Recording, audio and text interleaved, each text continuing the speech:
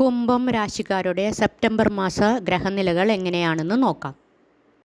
കുംഭം രാശിക്കാർക്ക് ഏഴര ശനി നടക്കുന്നതിനാലും രാശിയിൽ ശനി ഭഗവാൻ നിൽക്കുന്നതിനാലും അതേ ശനി വക്രമടയുന്നതിനാലും ഒരു 80% പേർക്കും അത്ര നല്ല അനുകൂല സമയം അല്ല എന്ന് ആണ് എനിക്കിവിടെ പറയുവാനുള്ളത്. എല്ലാ കാര്യത്തിലും ശ്രദ്ധ നല്ലതാണ്, കുടുംബത്തിലായാലും ജോലി സ്ഥലത്തായാലും. കാരണം ഏഴര ശനി പലതരത്തിലും പലർക്കും പല പ്രശ്നങ്ങൾ ഫേസ് ചെയ്തു കൊണ്ടിരിക്കുന്ന കാരണം ഞാനിവിടെ എടുത്തു പറയേണ്ട ആവശ്യമില്ല എന്ന് തന്നെ പറയാം. ജോലി, തൊഴിൽ, വ്യാപാരം എന്നിങ്ങനെയുള്ള കാര്യങ്ങളിൽ നിങ്ങൾക്ക് അലസതയും മടിയും കൂടുതലായിരിക്കും. കഠിനാധ്വാനം ചെയ്യാനുള്ള മനസ്സൊന്നും ഉണ്ടായിരിക്കുകയില്ല.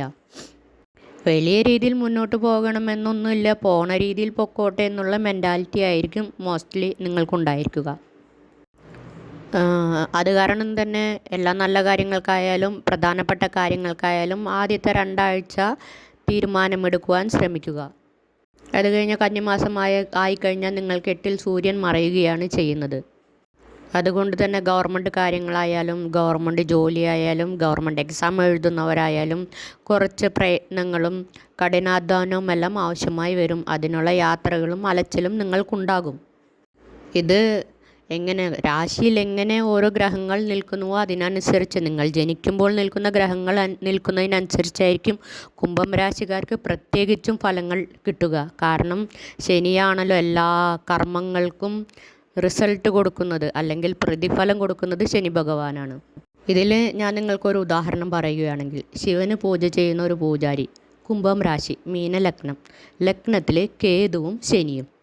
ഒന്നും ചെയ്യാൻ പറ്റില്ല, എല്ലാ കാര്യത്തിലും അലസത, ഒരു കാര്യം മുന്നോട്ട് ചെയ്യുവാൻ തൃപ്തിയില്ല, ജോലിയിൽ തൃപ്തിയില്ല, ജോലിയിൽ പ്രശ്നം, ആരോഗ്യ പ്രശ്നം, കല്യാണം ശരിയാകാതിരിക്കുക, ഒരു 29 വയസ്സായും കല്യാണം ശരിയാകാതെ വിഷമിച്ച് നടക്കുക.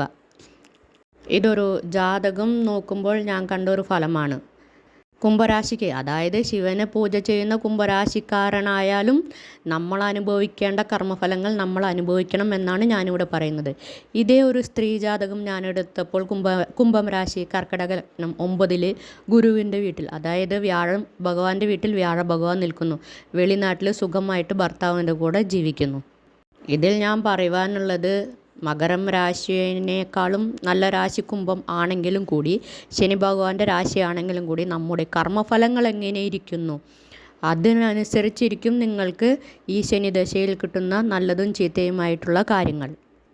അതുകൊണ്ട് ജാതകം നല്ല ബലമുള്ളതാണ്, ജാതകദശ ബുദ്ധി നല്ലതാണെങ്കിൽ നിങ്ങൾക്ക് വലിയ കുഴപ്പമില്ലാതെ പോകും. എന്നാലും ഒരു 90% എല്ലാവരും കുംഭരാശിക്കാർ ശ്രദ്ധിക്കുന്നതാണ് നല്ലത്. അപകടങ്ങളില്ലാതെയും വൈദ്യച്ചെലവ് വരാതെയും എല്ലാ കാര്യത്തിലും അനാവശ്യ ചെലവുകൾ വരാതെയും സൂക്ഷിക്കുക. 4-ൽ ഗുരു നിൽക്കുന്നതിനാൽ നിങ്ങൾക്ക് വീട് സംബന്ധപ്പെട്ട കാര്യങ്ങളെല്ലാം നിങ്ങൾ തീരുമാനിച്ച രീതിയിൽ നടക്കും. നിങ്ങൾക്ക് വീട് വാങ്ങുവാൻ സാധിക്കും, അല്ലെങ്കിൽ വീട് നിങ്ങൾ പുനർനിർമ്മാണം ചെയ്യുന്നത്, പണിയുന്നത്, അങ്ങനെയുള്ള കാര്യങ്ങളെല്ലാം നിങ്ങൾക്ക് ചെയ്യുവാൻ സാധിക്കും. അത് കടം വാങ്ങിയാണെങ്കിലും ചെയ്യുവാൻ നിങ്ങൾക്ക് സാധിക്കും.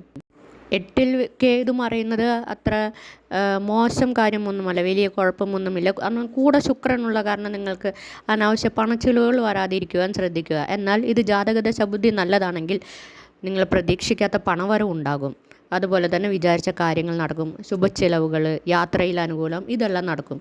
എന്നാൽ ഏഴര ശനിയായ കാരണം എനിക്ക് 90% ഓക്കെ എന്നൊന്നും പറയുവാൻ പറ്റുകയില്ല. ഇനി സ്ത്രീകളെ സംബന്ധിച്ച് നോക്കുകയാണെങ്കിൽ നിറയെ ആരോഗ്യ പ്രശ്നങ്ങൾ ഫേസ് ചെയ്യേണ്ടതായി വന്നിരിക്കും. ഫേസ് ചെയ്തുകൊണ്ടിരിക്കുന്നവരും ഉണ്ടായിരിക്കും. അപകടങ്ങൾ പോലെയുള്ള കാര്യങ്ങളും ചികിത്സാ ചെലവുകളും പലതരത്തിൽ കഷ്ടപ്പെട്ടുകൊണ്ടിരിക്കുന്ന ഒരു സമയമായിരിക്കും. എന്നാൽ ഈ മാസം, അതായത് പ്രധാനപ്പെട്ട കാര്യങ്ങളായാലും എന്തായാലും ഈ മാസം ആദ്യത്തെ 2 ആഴ്ച എല്ലാ നല്ല കാര്യങ്ങൾക്കും വേണ്ടി ചൂസ് ചെയ്യുക. എല്ലാ കാര്യങ്ങളും ശ്രദ്ധിച്ച് ചൂസ് ചെയ്യുക. പണനഷ്ടം വരാതെ നോക്കുക. അതുപോലെ തന്നെ വീട്ടിൽ കുംഭരാശിക്കാരായ വൃദ്ധരായ മാതാപിതാക്കളുണ്ടെങ്കിൽ അവരുടെ ആരോഗ്യകാര്യം പ്രത്യേകം ശ്രദ്ധിക്കുക. അതുപോലെ ചെറിയ ചെറിയ രോഗങ്ങളുണ്ടെങ്കിൽ തുടക്കത്തിൽ തന്നെ ട്രീറ്റ്മെൻറ്റ് ചെയ്യുക. മെയിനായും നിങ്ങൾക്ക് മനോവിഷമം ഉണ്ടാകാതിരിക്കാൻ മെഡിറ്റേഷൻ ചെയ്യുക. ഉണ്ടെങ്കിൽ അല്ലെങ്കിൽ സമയമുള്ളവരാണെങ്കിൽ യോഗ പോലെയുള്ള കാര്യങ്ങൾ ചെയ്യുന്നത് നിങ്ങൾക്ക് കുറച്ച് മനസമാധാനം ഉണ്ടാക്കും. അതായത് ഈ ഏഴര ശനി കഴിഞ്ഞ് പോകുവാനുള്ള, അത് ഫേസ് ചെയ്യുവാനുള്ള മനോബലം നിങ്ങൾക്ക് മെയിനായിട്ട് വേണം.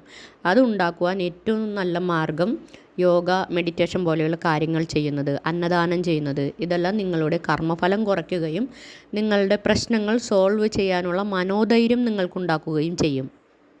രണ്ടാം ഭാവത്തിൽ രാഹു നിൽക്കുന്നതിനാൽ നിങ്ങൾക്ക് ആവശ്യമില്ലാത്ത കാര്യങ്ങൾക്ക് കോൺഫിഡൻസും ധൈര്യവും ഉണ്ടാകും. അത് ആവശ്യമുള്ള കാര്യങ്ങൾക്ക് നിങ്ങൾക്ക് എടുക്കുവാൻ മടിയും ഉണ്ടായിരിക്കും. അതുപോലെ ജീവിത പങ്കാളിയോട് വലിയ പ്രശ്നങ്ങളില്ലാതെ പോകുവാൻ ശ്രമിക്കുക. അഡ്ജസ്റ്റ് ചെയ്ത് പോകുക. കലഹമുണ്ടാക്കാതെ പിരിഞ്ഞു പോകാതിരിക്കുവാൻ ശ്രമിക്കുക. അമ്മ അല്ലെങ്കിൽ അമ്മയുടെ സ്ഥാനത്തുള്ളവർ വഴി നിങ്ങൾക്ക് ലാഭവും പ്രതീക്ഷിച്ച സഹായവുമെല്ലാം നിങ്ങൾക്ക് ലഭിക്കും. കുംഭരാശിക്കാരുടെ മക്കളോട് നിങ്ങളധികം തർക്കത്തിനോ വാദപ്രതിവാദത്തിനോ വഴക്കിനോ പോകാതിരിക്കുക. കാരണം 5-ൽ ചൊവ്വ വരുന്നതിനാൽ നല്ല തർക്കങ്ങളും ആർഗ്യുമെൻസുകളും കൂടുതലായിരിക്കും. വിദ്യാർത്ഥികൾക്ക് നോക്കുകയാണെങ്കിലും കൂടി ഞാൻ ഫസ്റ്റ് പറഞ്ഞ പോലെ കുറച്ച് മടിയുണ്ടായിരിക്കും. കഠിനാധ്വാനം ആവശ്യമാണ്. എന്നാൽ നിങ്ങളുടെ അധ്വാനത്തിനുള്ള പ്രതിഫലം നിങ്ങൾക്ക് കിട്ടും. അതുപോലെ തന്നെ ദൂരദേശത്തെല്ലാം പോയി പഠിക്കുവാൻ ആഗ്രഹിക്കുന്നവർക്ക് ജാതകദശാബുദ്ധി നല്ലതാണെങ്കിൽ നല്ല രീതിയിൽ എല്ലാ കാര്യങ്ങളും നടക്കും. അല്ലെങ്കിൽ കുറച്ച് താമസങ്ങളും തടസ്സങ്ങളും നിങ്ങൾ ഫേസ് ചെയ്യേണ്ടതായിട്ടും വരും. ഗവൺമെൻറ് ജോലിക്ക് അപേക്ഷിക്കുന്നവരും ഗവൺമെൻറ് പരീക്ഷകൾ എഴുതി കാത്തിരിക്കുന്നവരെല്ലാം കുറച്ച് വെയിറ്റ് ചെയ്യുന്നത് നല്ലതാണ്. അറ്റ്ലീസ്റ്റ് ഒരു 1-1.5 മാസം വെയിറ്റ് ചെയ്യുന്നത് നിങ്ങൾക്ക് നല്ലതാണ്. ചിലപ്പോൾ നിങ്ങൾക്ക് കാത്തിരുന്ന് മനസ്സ് മടുത്താലും അത് നിങ്ങൾക്ക് നല്ല രീതിയിൽ വന്നു ചേരും.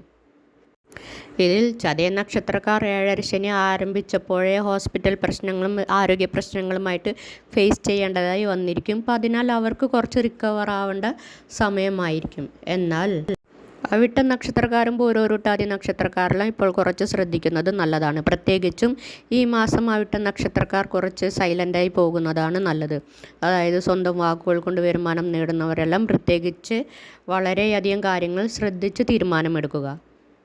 ഇതിൽ ശനിദശ നടക്കുന്ന കുംഭരാശിക്കാരാണെങ്കിൽ പറയുകയും വേണ്ട. ജാതകദശ ബുദ്ധി മോശമായിരുന്നാൽ എല്ലാ തരത്തിലുള്ള പ്രശ്നങ്ങളും നിങ്ങൾ ഫേസ് ചെയ്യേണ്ടതായി വരും അല്ലെങ്കിൽ വന്നിരിക്കും. ആകെ മൊത്തം ഉദ്യോഗം, ജോലി, തൊഴിൽ, വ്യാപാരം എന്നിവ ഏത് ലെവലിൽ പോകുന്നുവോ അത് വലിയ ഇൻവെസ്റ്റ്മെൻറ്റ് ചെയ്യാതെ അതേ ലെവലിൽ കണ്ടിന്യൂ ചെയ്യുകയായിരിക്കും നല്ലത്. അപ്പോൾ വ്യാപാരത്തിലെല്ലാം പലതരത്തിലുള്ള നഷ്ടങ്ങൾ ഫേസ് ചെയ്താലും നിങ്ങൾക്കതെല്ലാം സോൾവ് ചെയ്യാനുള്ള വഴി കിട്ടും. അത് 1 മാസം വെയിറ്റ് ചെയ്താണെങ്കിൽ ഇല്ലെങ്കിൽ ശനിയുടെ വക്രഗതി മാറുകയാണെങ്കിൽ നിങ്ങൾക്കത് നല്ല രീതിയിൽ വന്നു ചേരും. എന്നാൽ നിങ്ങൾ കുറച്ച് വെയിറ്റ് ചെയ്യേണ്ടതായിട്ടും വരും. വൻ നിക്ഷേപങ്ങൾ നടത്തി വരുമാനം പ്രതീക്ഷിക്കുന്നവരും വലിയ ഇൻവെസ്റ്റ്മെൻറ്റുകൾ ചെയ്യാതെ ഹോൾഡിൽ വയ്ക്കുന്നതാണ് ഈ മാസം നല്ലത്. കാരണം 8-ാം ഭാവം നിങ്ങൾക്ക് അത്രയ്ക്കും നല്ലതല്ല. അതുപോലെ ഷെയർ മാർക്കറ്റ് ട്രേഡിംഗ് പോലെയുള്ള കാര്യങ്ങൾ ചെയ്യുന്നവരോടും എനിക്കത് തന്നെയാണ് പറയുവാനുള്ളത്.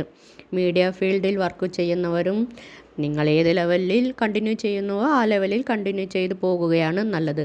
മോസ്റ്റ്ലി വൈദ്യ ചെലവ് വരാതെ ശ്രദ്ധിക്കുക. സ്വന്തമായിട്ട് വണ്ടി ഉണ്ടെങ്കിൽ അതിൻ്റെ റിപ്പയറെല്ലാം നോക്കി വണ്ടി എടുക്കുക. വാഹനം സൂക്ഷിച്ച് ഓടിക്കുക. ദൂരയാത്രകൾ ചെയ്യാതിരിക്കുക എന്നല്ല, വളരെ അത്യാവശ്യമാണെങ്കിൽ മാത്രം ദൂരയാത്രകൾ ചെയ്യുക. അതുപോലെ തന്നെ ആ യാത്രകൾ ആവശ്യമാണോ അല്ലെങ്കിൽ ആ യാത്രകളിൽ നഷ്ടം ഉണ്ടാകാതിരിക്കുവാനും ശ്രദ്ധിക്കുക. 7.5 ശനി നടക്കുന്നതിനാൽ കഴിയുന്നതും ഭഗവത് ചിന്തയോടുകൂടി ദിവസം ആരംഭിക്കുക. പറ്റുന്നതും ക്ഷേത്രത്തിൽ പോയി ദിവസം ആരംഭിക്കുക. നല്ല ദാനധർമ്മങ്ങൾ ചെയ്യുക. കുംഭം രാശിക്കാർക്ക് ഈ സെപ്റ്റംബർ മാസം നല്ല രീതിയിൽ കടന്നു പോകുവാൻ ആശംസിച്ചുകൊണ്ട് ഇവിടെ നിർത്തുന്നു.